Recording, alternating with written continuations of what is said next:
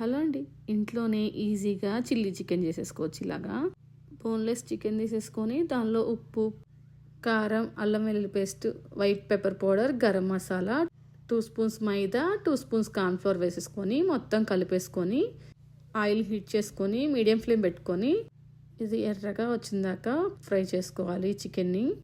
ఈ chicken fry అయ్యాక పక్క తీసేసుకోవాలి. సపరేట్ ప్యాన్ తీసేసుకొని దానిలో ఆయిల్ హీట్ చేసేసుకొని అల్లం వెల్లుల్లి పచ్చిమిర్చి ముక్కలు చిన్న చిన్న కట్ చేసుకొని ఫ్రై చేసుకోవాలి. ఇది ఫ్రై అయ్యాక ఆనియన్, క్యాప్సికమ్ ఇలా చిన్న చిన్న పీసెస్ కట్ చేసేసుకొని ఒక 5 మినిట్స్ ఫ్రై అయ్యాక దీనిలోకి red chilli sauce, soya sauce, tomato ketchup, కారం, salt, pepper powder, garam masala, 1 spoon అల్లం వెల్లుల్లి పేస్ట్, కొంచెం షుగర్ యాడ్ చేసేసుకొని 2 మినిట్స్ ఫ్రై చేసేసుకుంటే సరిపోతుంది.